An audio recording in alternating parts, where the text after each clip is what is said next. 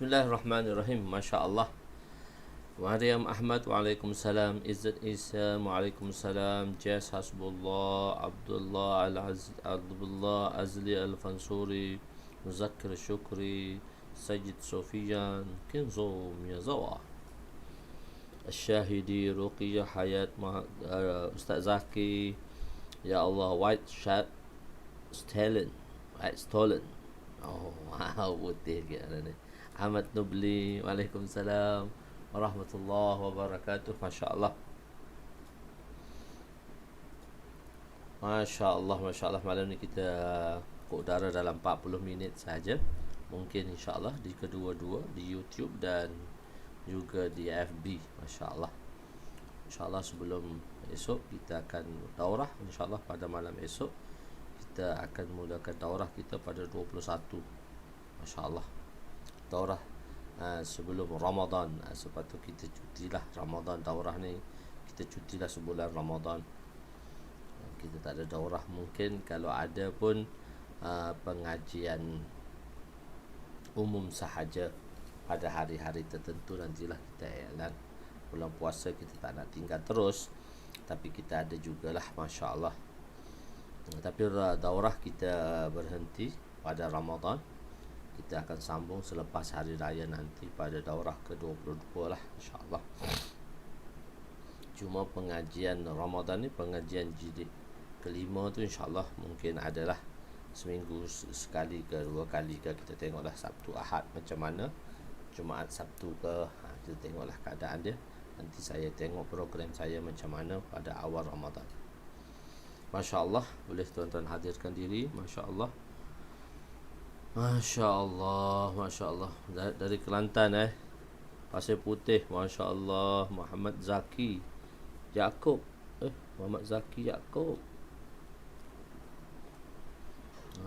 Masya Allah. Muhammad Zaki Yaakob daripada Pasir Putih. Ustaz Zaki ke ni? Ingat ke Ustaz Zaki yang Kuala Lumpur tu? Ni Ustaz Zaki Yaakob Pasir Putih ni. Ini baru betul Ustaz Zaki. Sebelum ni pun Ustaz Zaki juga bersama dengan kita daripada Kelantan juga, Ustaz Zaki.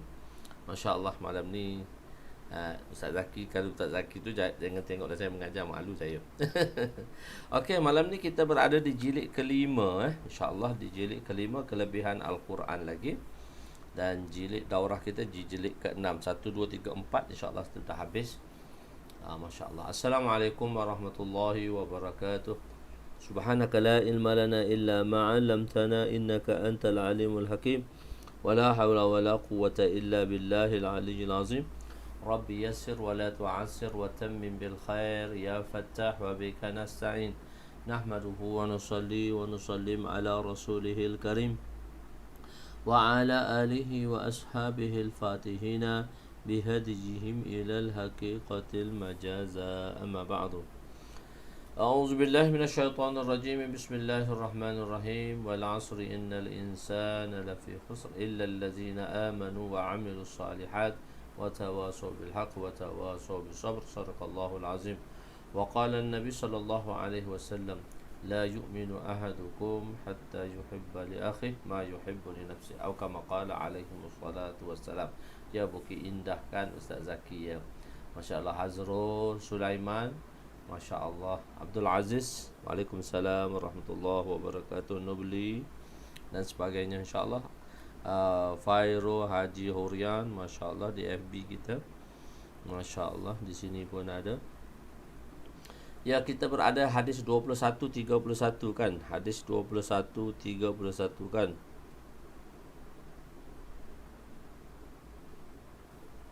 (21, 31) kan. 21-31, betul tak Nobli? 21-31. Semalam kita berada di hadis ke 21-31, 102 ya. Ya, 21-31. Kelebihan Muawwazatan, dua surah Muawwazatan, surah mendapat perlindungan Allah SWT. Nasaruddin Mujur, Masya-Allah.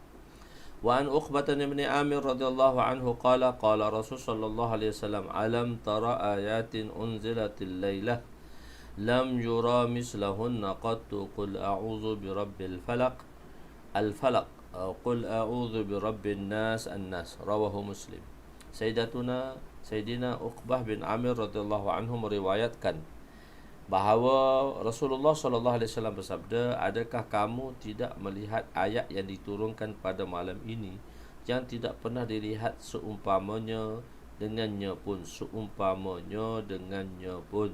iaitu surah Qul huwallahu ahad, surah Al-Falaq, iaitu Qul a'udzu birabbil falaq, dan Qul a'udzu birabbin nas. Dua surah ni dia panggil surah Muawwaz.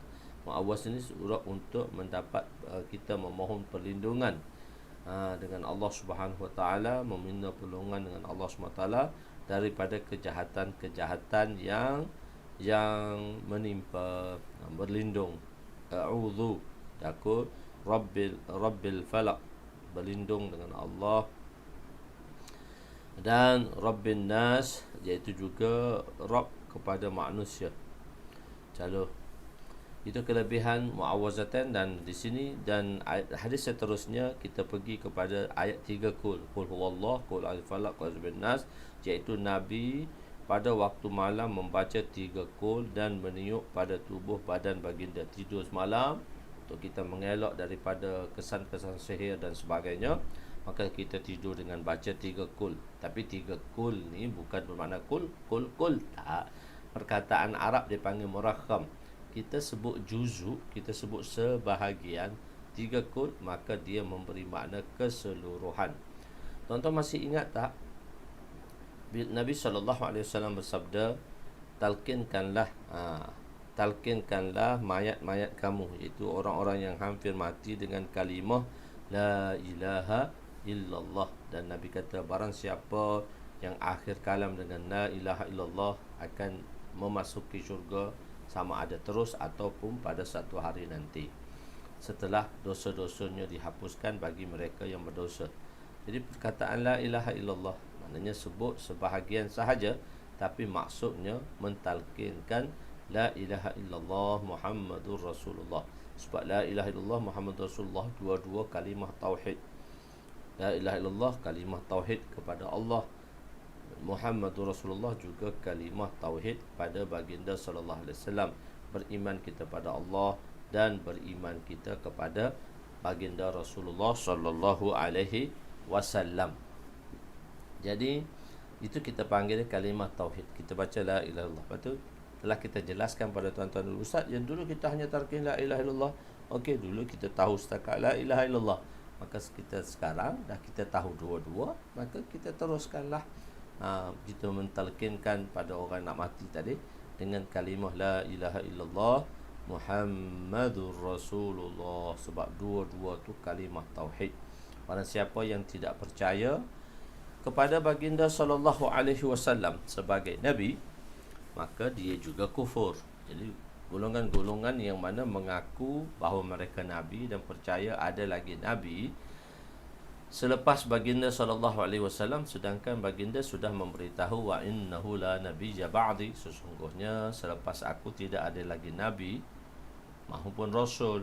Penafian seorang nabi sudah cukup untuk penafian seorang rasul. Begitu. Penafian seorang nabi sudah cukup untuk penafian seorang rasul. Okey. Jadi di sini maksudnya 3 kul. Itu kita bincangkan tentang perkara 3 kul. So saya ingatkan balik kepada tuan-tuan untuk freshkan balik. Jadi tuan-tuan pun ingat, fresh balik, masya-Allah. Kadang-kadang tak sempat nak mengulang, nak membaca yang lepas-lepas tu. So saya ingatkan balik, muka benda ni ada connecting. So ingat balik mana kita belajar dulu. Okey. Wa an Aisyah radhiyallahu anha anna Nabiy sallallahu alaihi wasallam kana iza awa ila firashihi kulla lailatin jam'a kaffaihi summa nafatha fihima faqara'a fihima qul huwallahu ahad al-ikhlas wa qul a'udzu birabbil falaq wa qul a'udzu birabbin nas summa yamsahu bihima mastata'a min jasadihi wa yabda'u bihima ala ra'sihi wa wajhihi wa ma aqbala min jasadihi wa yaf'alu dhalika thalatha marrat muttafaqun alaih. وسنذكر حديث ابن مسعود لما أسري برسول الله صلى الله عليه وسلم في باب المعراج إن شاء الله تعالى. Sayyidatuna Aisyah radhiyallahu anha meriwayatkan bahawa apabila Nabi SAW pergi ke tempat tidurnya pada setiap malam pagi benda pergi untuk beradu, nak berehat, nak tidur, baginda akan menadah kedua tapak tangannya. Kita tadah dua tapak tangannya, belunjuk atas tilam, tahu tak? Bangun, kaki belunjuk, dan kita menadah tapak tangan kita, dua tapak tangan, lalu menghembuskan kepada kedua tapak tangan baginda. Kemudian baginda membaca surah Al-Ikhlas, surah Al-Falaq dan surah An-Nas, lalu menyapu ke bahagian tubuh yang boleh dicapai oleh tangan. Baginda memulakannya dengan kepala dan ke bahagian badan dan melakukannya sebanyak 3 kali. So Nabi buat Qul wallah tu 3 kali, baca 3 kali, baca 3 kul sekali, ludah, isyarat ludah, betul raut muka. So masalah mana-mana yang tercapai pada badan kita lah sebanyak 3 kali. Penerangan. Faqara'a fihima. Zahir hadis ini menunjukkan bahawa Nabi menghembus pada tangan-tangan dahulu, kemudian barulah Nabi membaca surah tersebut sebab daripada tulisan riwayat tadi. Nabi baca, menghembus dulu baru Nabi baca tersebut pada zahirlah, dan menyapu pada tubuh badan kerana ia disebut dengan huruf fa. Fayabda'u ma akbala marrat, maksudnya fihima faqara'a fa. Jadi fa tu faqara'a. Terdapat perbezaan pendapat dalam menerangkan maksudnya. Sebab kalau kita perkataan tu kada zahir, sebab fa tu ta'qibiyah. Fa tadi jumlah atifah untuk ta'qibiyah. Waw ialah mutlakan jamak. Summa ialah summa taraqi. Huruf-huruf perkataan sendi pun menunjukkan berbeza dari sudut nahwunya. Fa ni dipanggil fa ta'qibiyah. Sesuatu perkataan atau sesuatu jumlah yang diikuti jumlah seterusnya. Itu fa ta'qibiyah dipanggil. Fa ta'qibiyah. Fa taraqi. Taraqi ni satu-satu, kata tu summa tu untuk taraqi. 1 dan nombor 1 untuk nombor 1, nombor 2 untuk nombor 2, nombor 3 untuk nombor 3. Jadi sini ulama telah membahaskan sedikit penerangan dari segi maksudnya. Sebab lihat pada zahir tu Nabi tiup dulu baru Nabi baca. Begitu. Hadis ini dikekalkan pada makna zahirnya. Pendapat pertama kita kata hadis ini kita kekalkan dengan makna zahirnya. Nabi menghembuskan kemudian barulah membaca. Tujuannya ialah untuk bersalahan dengan perbuatan ahli sihir. Boleh juga. Kita Nabi hembus dulu baru Nabi baca. Hembus baru baca. Biasanya kita kan baca dulu baru hembus. Jadi sebab riwayat zahirnya hembus dulu baru baca. Jadi sebab atas dasar itu ada tafsirnya. Sebab dengan perkataan fa tadi. Okey. Perkataan pertama, pentafsiran pertama kita kata kita maknakan sebagaimana makna dari sudut zahirnya. Tujuan dia apa? Tujuan untuk bersalahan dengan perbuatan ahli sihir. Ahli sihir tu dia baca dulu, dia embus. Ini kita embus dulu baru baca. Fa dalam hadis ni tidak memberi makna tertib. Fa dalam hadis ni tidak memberi makna satu susunan. Oleh itu Nabi membaca dahulu kemudian menghembuskan. Tujuannya ialah untuk memelihara diri daripada sihir. Boleh juga. Satu, kalau baca dulu, kalau hembus dulu baca sebab perbuatan tadi menyalahi, bertentangan dengan perbuatan ahli sihir. Okey, sebab dia nak opposite. Dia nak melakukan benda yang bersalahan. Baginda nak melakukan perkara yang bersalahan dengan perbuatan orang-orang kufur dan ahli-ahli sihir. Sebab kita panggil dia af'al tadi mukhalafah, maknanya kita melakukan perbuatan yang bersalahan sebagaimana perbuatan mereka-mereka yang kufur.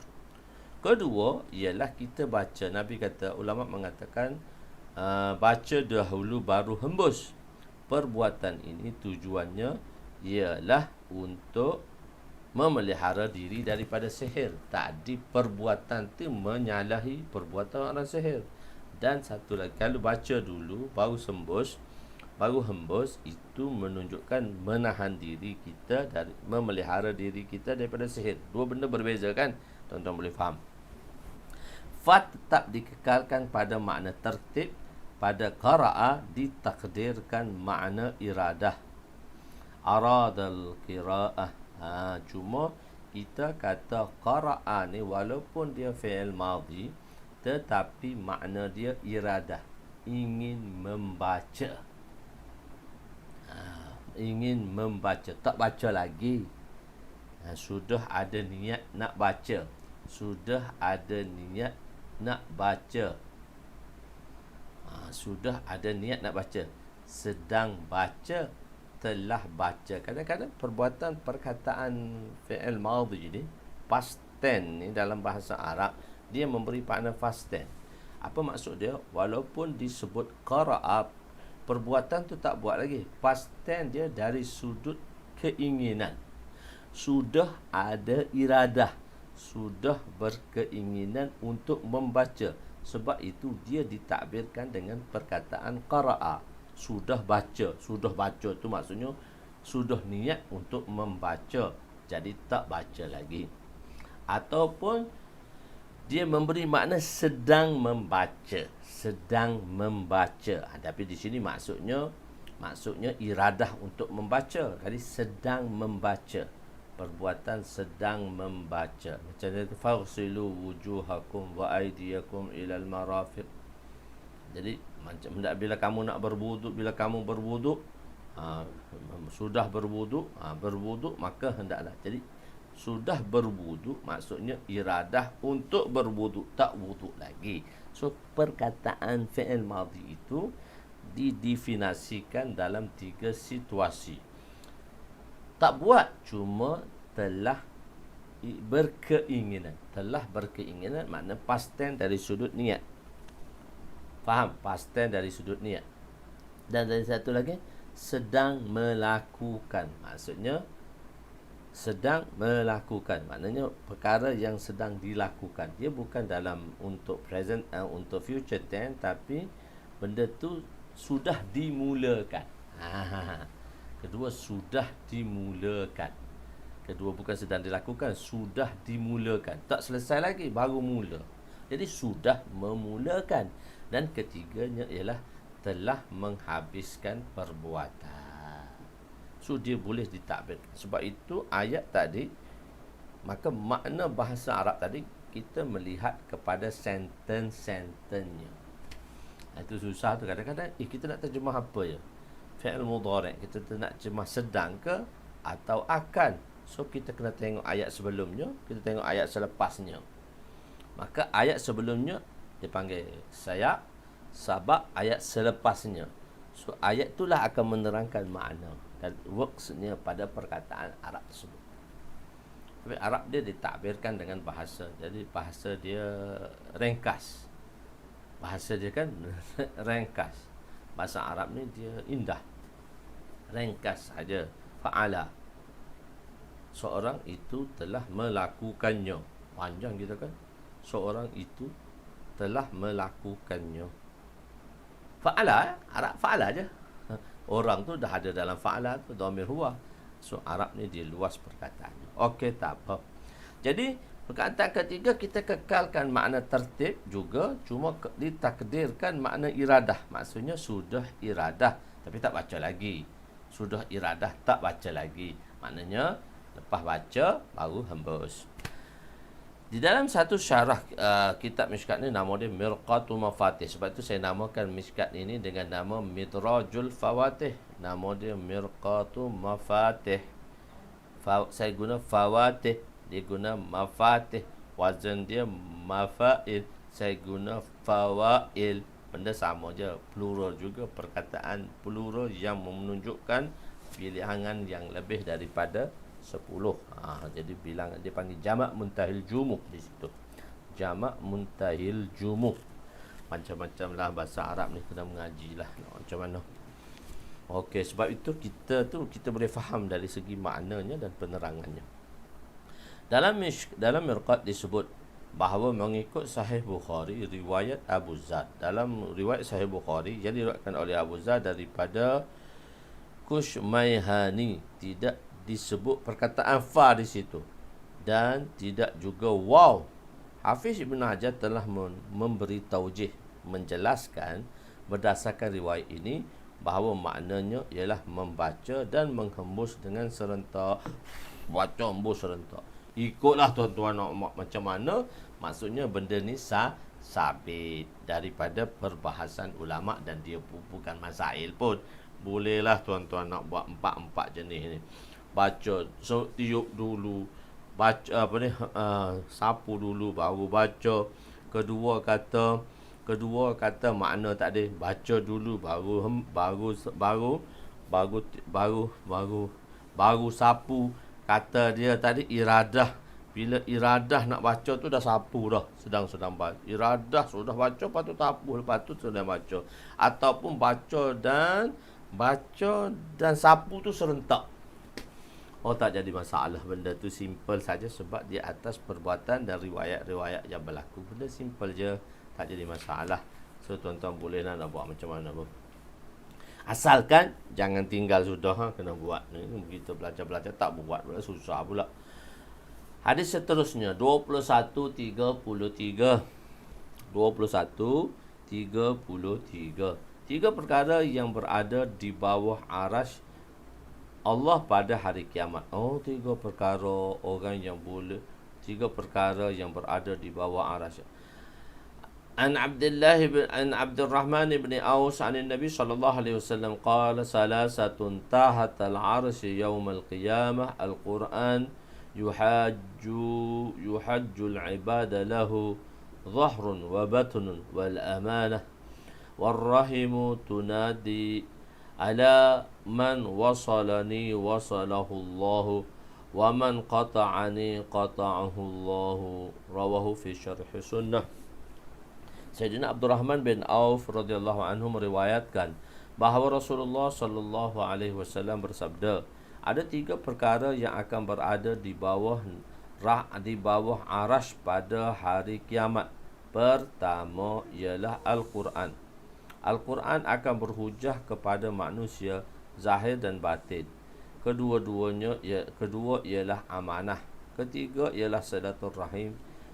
Dia akan menyeru, ketahuilah, silaturahim kata, siapa yang menghubungkan aku, nescaya Allah akan menghubungkannya dengan rahmatnya, dan siapa yang memutuskan aku, nescaya Allah akan memutuskannya dari berpaling daripada rahmatnya.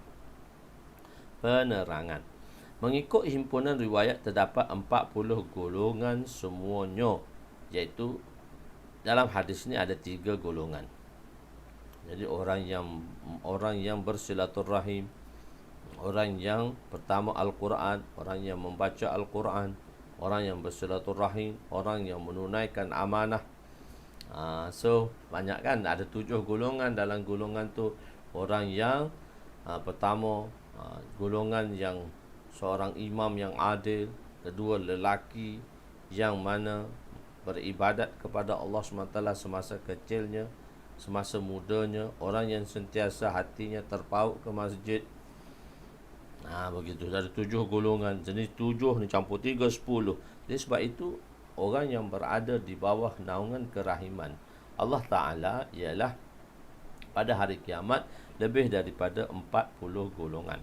Dalam hadis disebut 3 perkara, iaitu menunjukkan kepada satu makna kinayah, makna simbolik, iaitu pada hari kiamat 3 perkara yang hampir kepada Allah. Allah akan menunaikan haknya dan tidak akan menyia-nyiakan ganjaran pahala yang akan diperolehinya. Pertama, Quran yuhajjul ibad, maksudnya berkelahi, berbalah, membela dengan hamba, berkelahi dengan hamba, iaitu ialah mereka yang tidak mengagungkan Al-Quran, yakni tidak beramal dengan Al-Quran, maka Al-Quran akan berperang dengannya dan dia akan diseksa. Mereka yang memuliakan Al-Quran dan beramal dengannya, dalam kehidupannya pula akan diberinya pembelaan oleh Al-Quran. Al-Quran akan memberi syafaat kepada dirinya. Jadi Al-Quran ni dia akan bagi syafaat. Ya, bahagian depan saja, hak belakang tak boleh sapu. Setakat mana boleh lah. Benda tu simple aja. Sapu depan boleh, belakang tu setakat mana boleh. Okey lah. Jangan dah takalluf ni jangan buat menyusahkan sampai belakang pun tak boleh pun nak sapu. Tak apa, sudah memadai. Menyapu sebahagian bermakna menyapu keseluruhan badan. Kedua, lahu zahrun wa batnun. Makna zahir untuk Al-Quran. Makna zahir untuk Al-Quran ada makna zahir. Maksudnya, makna zahir untuk Al-Quran ada makna zahir. Apa yang dijelaskan oleh Al-Quran seperti hukum dan seumpamanya. Maknanya betul-betul jelas dan boleh difahami oleh orang ramai dan tidak perlu kepada pemikiran yang mendalam. Makna batin pula ialah dalam Al-Quran terdapat makna yang untuk memahaminya perlu kepada pemikiran dan tafsir. Atau maksudnya ialah tidak semua orang boleh memahami maknanya, bahkan hanya golongan yang khusus sahaja yang dapat memahaminya, iaitu ahlul ilm. Ahlul ilm lah, sebab kita ahlul ilm itu kita tengok secara mendalam. Kita bukan tengok bahasa Arab tu saja, kita bukan tengok lafaz Arab tu saja, tapi kita tengok gaya bahasa, perbahasan gaya bahasa untuk kita memahaminya. Dan ini kita pelajarilah. Nabi berkata Al-Quran mempunyai zahir dan batin. Selepas baginda berkata Al-Quran akan mendakwa manusia seolah-olah padanya ada isyarat bahawa setiap orang akan disoal mengikut kefahaman dan ilmunya. Oleh itu dia akan disoal mengikut kefahaman dan ilmunya. Ketiga, amanah. Maksud amanah di sini ialah hak Allah dan hak hamba, menunaikannya adalah wajib. Amanah Allah. Inna aradna al-amanah. Satu amanah tu perjanjian kita tauhid. Satu amanah tu sifat amanah. Sifat amanah kita yang perlu kita tunaikan. Okey. Membaca Al-Quran dengan tartil. Membaca Al-Quran pula dengan tartil. Wan Abdullah bin Amr radhiyallahu anhuma qala, hadis ke-2134. Qala Rasul sallallahu alaihi wasallam, yuqalu li sahibil Quran iqra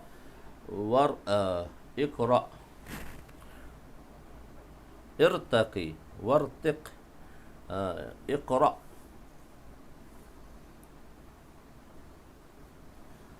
wartiq. Iqra mana pula ni? Warattil kama kunta turattilu fid dunya fa inna manzilaka inda akhir ayah taqra'uha, rawahu Ahmad. Waqra wartaqi waqra wartaqi. Sebenarnya waqra wartaqi, bukan tu, ibarat dia salah tu. Warat iqra waraqi. Sebenarnya iqra Wartaqi. Wartaqi, irtaqi sebenarnya. Irtaqi. Iqra wartaq. Wartiq. Iqra wartaqi. Sayyidina Abdullah bin Amr radhiyallahu anhu meriwayatkan bahawa Rasulullah sallallahu alaihi wasallam bersabda, akan dikatakan kepada orang yang sering membaca Al-Quran, bacalah Iqra wartaqi, maka naiklah satu tingkatan syurga demi satu tingkatan syurga. Wartaqi, maksudnya naikilah kamu satu tingkatan ke tingkatan. Bacalah warattil, bacalah Quran itu dengan tertil sebagaimana kamu membacanya di dunia itu. Dipanggil ahli Quran, baca dalam Quran dalam syurga, dan dibaca sebagaimana dibaca dengan tertil. Sesungguhnya kedudukanmu ialah pada ayat yang terakhir pada yang kamu baca. Jadi ketinggian dia, tempatnya ialah ayat yang terakhir yang dibaca. Kalau 66,200 lebih ayat, 6,200 ketinggian dia lah. Begitu. Penerangan li sahibil Quran. Maknanya sahibul Quran ialah mereka yang sentiasa mentilawati Al-Quran dan beramal dengannya, bukan bermaksud orang yang hanya membaca namun tidak beramal dengannya. Boleh dikatakan sahibul Quran. Sepatutnya orang yang membaca Al-Quran layak untuk mendapat ganjaran dan pahala, tetapi ada keadaan yang berlaku sebaliknya, iaitu Al-Quran melaknatnya kerana dia membaca dan tidak beramal dengannya. Iqra wartaqi.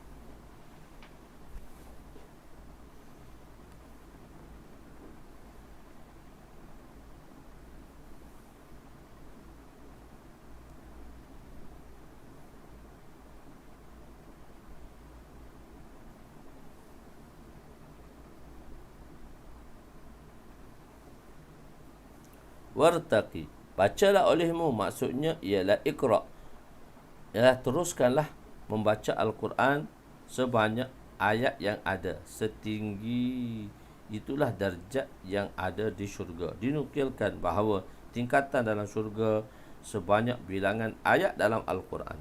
Oleh yang demikian, jika seorang itu membaca seluruh Al-Quran, maka dia menduduki darjat yang paling tinggi di dalam syurga.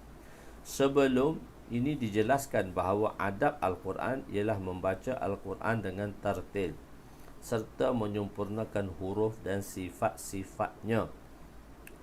Hadis ini mengisyaratkan bahawa orang yang menghafal Al-Quran dan membacanya dengan tartil akan mendapat darjat yang paling tinggi di syurga. Berapakah jumlah ayat Al-Quran? Mengikut ulama usul ahli Kufah, biasanya kita masyhur 6,666, tapi mengikut ulama usuluddin, ulama usul daripada ahli Kufah mengatakan bilangannya 6,237 ayat kesemuanya. 6,237 ayat keseluruhannya. Okey. Hati yang kosong daripada Al-Quran seperti rumah yang kosong. Wa an Ibn Abbas radhiyallahu anhu qala qala Rasul sallallahu alaihi wasallam, innal ladzi laysa fi jawfihi syai'un min al-Quran kal baitil kharabi. Rawahu Tirmizi wa Darimi wa qala Tirmizi hadza hadisun sahihun. Sayyidina Abdullah bin Abbas radhiyallahu anhuma meriwayatkan bahawa Rasulullah sallallahu alaihi wasallam bersabda, sesungguhnya seorang yang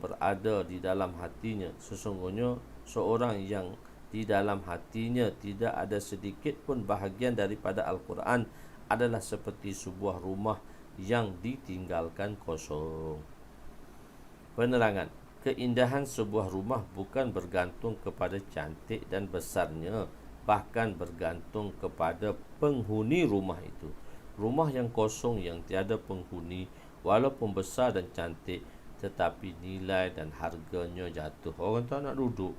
Bapa tu mungkin ada something wrong kot. Tak ada. Tapi orang tak nak duduk. Rumah besar, tak ada orang nak duduk. So nilai dia berkurangan. Rumah kecil, duduk Kuala Lumpur, 600 square feet aja. Duduk betul-betul tengah mana, 2 bilik je. Dekat 1 juta rumah dia. So rumah tu nilai bukan kecilnya, tetapi adanya penghuni. Begitu juga dengan insan. Jika dalam hatinya kosong daripada iman dan Al-Quran, maka seorang itu tidak bernilai.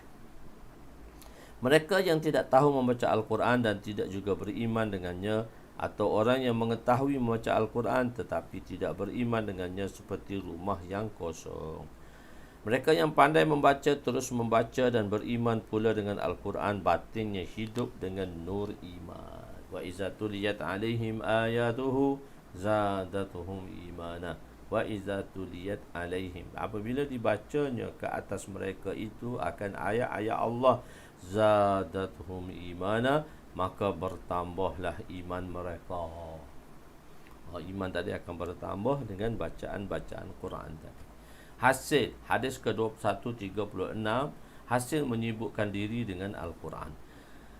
Wa Nabi Sa'id Al-Khudri radhiyallahu anhu qala qala Rasul sallallahu alaihi wasallam yaqulu rabbu tabaraka wa ta'ala man saghalahu al-Qur'anu an zikri wa mas'alati a'taituhu afdala ma u'ti sa'ilina wa fadlul kalamillah ala sa'iril kalam ka fadlillah ala khalqihi.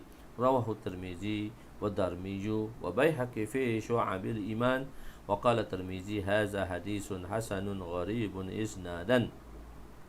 Sayyidina Abu Sa'id Al-Khudri meriwayatkan bahawa Rasulullah sallallahu alaihi wasallam bersabda, Allah SWT berfirman, barang siapa yang Al-Quran menyibukkannya daripada mengingati dan meminta kepada Allah. Dengan Al-Quran dia tak sempat nak berzikir kepada Allah. Dengan Al-Quran dia tak sempat nak berdoa kepada Allah. Baca tak sempat nak berdoa.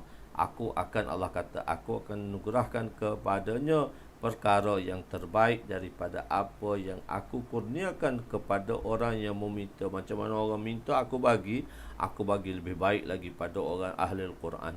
Kelebihan perkataan Allah ke atas seluruh perkataan adalah seperti kelebihan Allah ke atas seluruh makhluk ciptaannya. Hadis riwayat Imam Tirmizi, Imam Darmi, Imam Baihaqi di dalam kitabnya Syu'abul Iman. Imam Tirmizi berkata hadis hasan gharib dari sudut sanad. Man syaghalahu al-Qur'anu an zikri wa mas'alati. Maksudnya apa?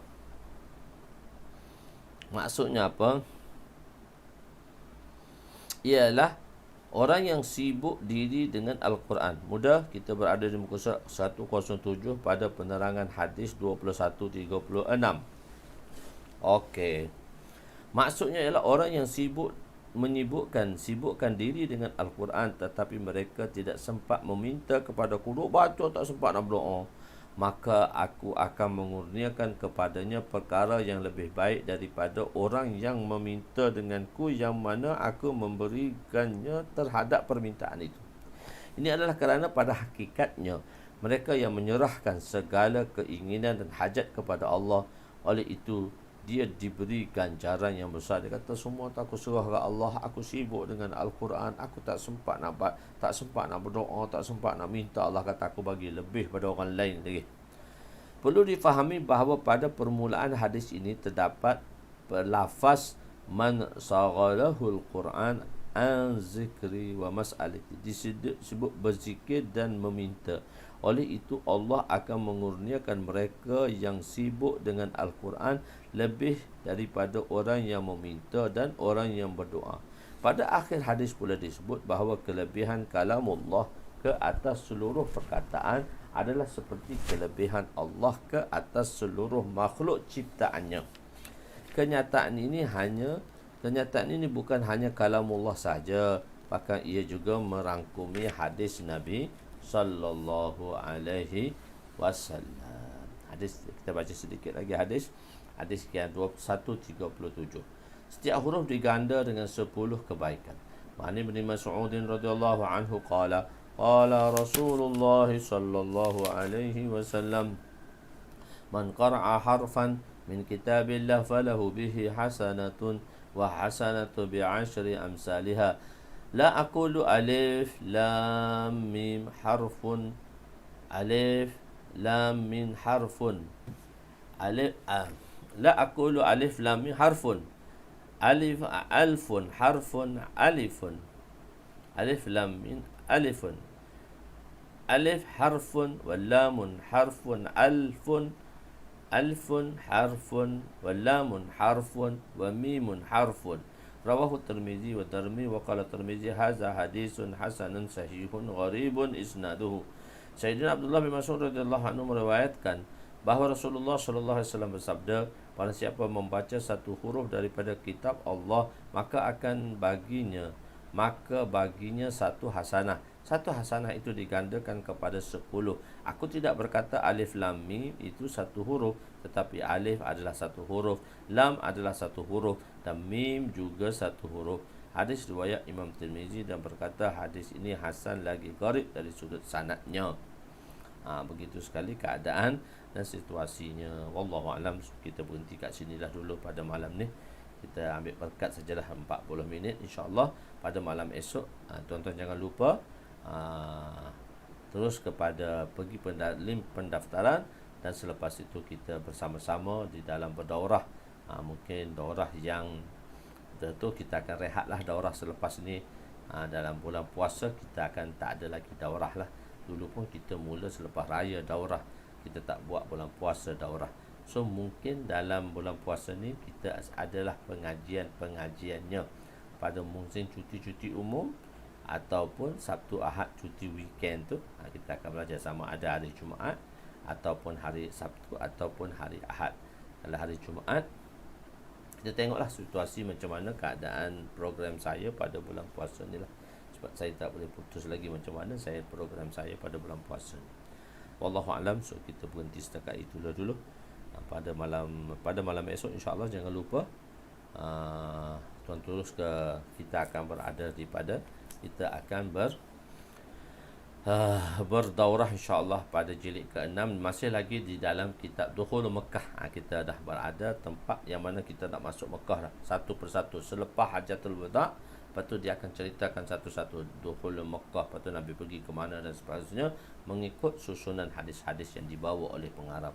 Wallahu a'lam. Aku qouli hadza, astaghfirullahalazim li wa li walidayya wa li jami'il muslimina wal muslimat wal mu'minina wal mu'minat al ahya'i minhum amwat birahmatika ya arhamar rahimin ya awwalal awwalin wa ya akhiral akhirin wa ya zal quwwatil matin wa ya rahimal masakin wa ya arhamar rahimin. Allahumma ighfir lana dhunubana wa wasi' lana khalaqana wa tajib lana kasabana wa kanni'na bima razaqtana wa la tuzhib talabana ila shay'in sarraftahu anna. Wa sallallahu ala sayyidina Muhammadin wa ala alihi wa sahbihi ajma'in.